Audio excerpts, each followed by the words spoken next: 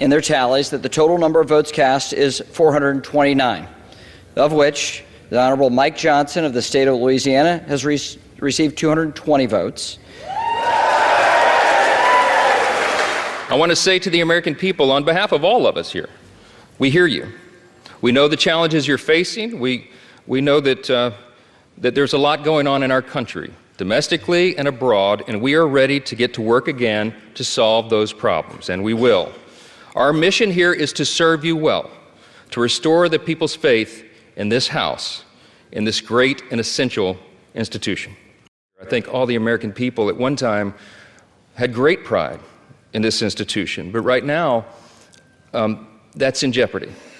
And we have a challenge before us right now to rebuild and restore that trust. This is a beautiful country.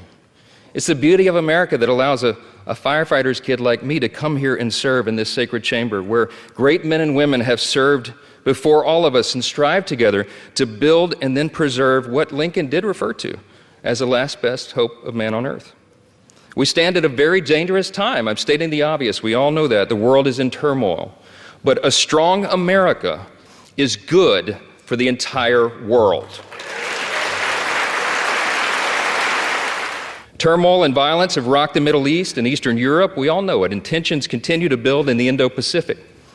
The country demands strong leadership of this body, and we must not waver. Our nation's greatest ally in the Middle East is under attack.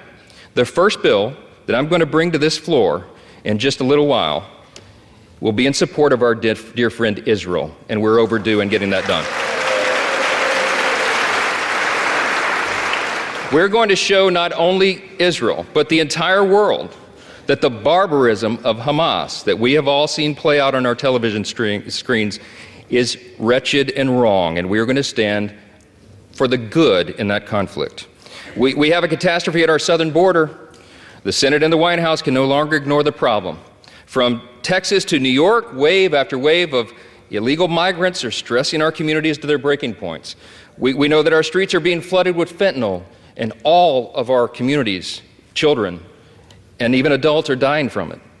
The status quo is unacceptable. Inaction is unacceptable, and we must come together and address the broken border. We have to do it.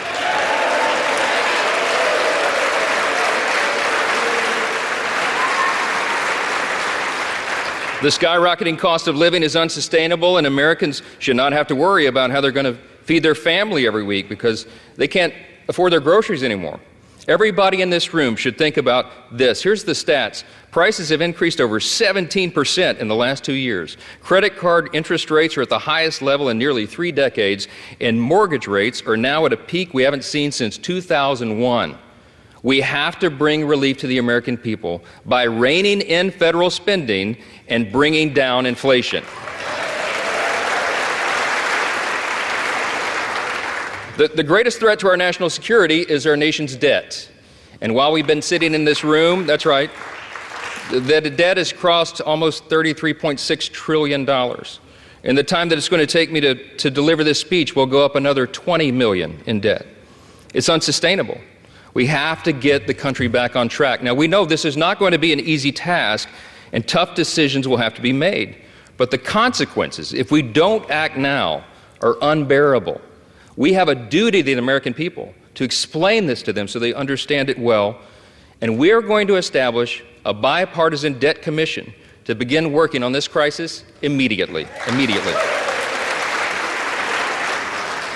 We all know that we also live in a time of bitter partisanship. It was noted, and it's been on display here today, right? When our people are losing their faith in government, when they're losing sight of the principles that made us the greatest nation in the history of the world, I think we got to be mindful of that. We're going to fight. We're going to fight vigorously over our core principles because they're at odds a lot of times now in this modern era. We have to sacrifice sometimes our preferences because that's what's necessary in a legislative body. But we will defend our core principles to the end. In his farewell address, thank you. In his farewell address, President Reagan explained the secret of his rapport with people. And I like to paraphrase his explanation all the time. He said, you know, they call me the great communicator, but I really wasn't that. He said, I was just communicating great things, and they're the same great things that have guided our nation since its founding. What are those great things? I call them the 7 core principles of American conservatism, but let me concede to you all, I think it's really quintessentially the core principles of our nation.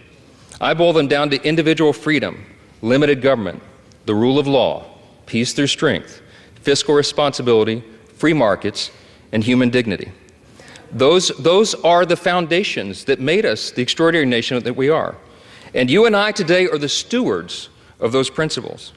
The things that have made us the freest, most powerful, most successful nation in the history of the world. The things that have made us truly exceptional. In this time of great crisis, it is our duty to work together, as previous generations of great leaders have, to face these great challenges and solve these great problems. I will conclude with this. The job of the Speaker of the House is to serve the whole body, and I will. But I've made a commitment to my colleagues here that this Speaker's office is going to be known for decentralizing the power here.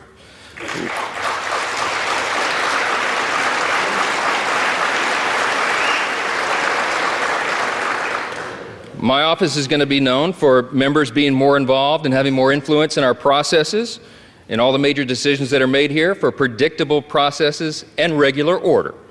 We owe that to the people. That's right. And I want to make this commitment to you, to my colleagues here and on the other side of the aisle as well. My office is going to be known for trust and transparency and accountability, for good stewardship of the people's treasure, for the honesty and integrity that is incumbent upon us, all of us, here in the people's house. Our system of government is not a perfect system. It's got a lot of challenges, but it is still the best one in the world, and we have an opportunity to preserve it. Last thing I'm going to say is a message to the rest of the world. They have been watching this drama play out for a few weeks.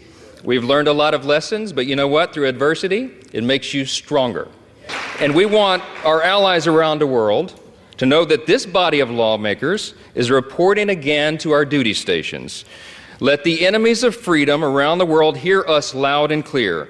The People's House is back in business. We will do our duty here. We will serve you well. We will govern well. And we'll make you proud in this institution again. We're going to fight every day to make sure that is true. I look forward to the days ahead. I genuinely believe in my heart that the best days of America are still ahead of us. God bless you, and God bless the United States of America. Thank you.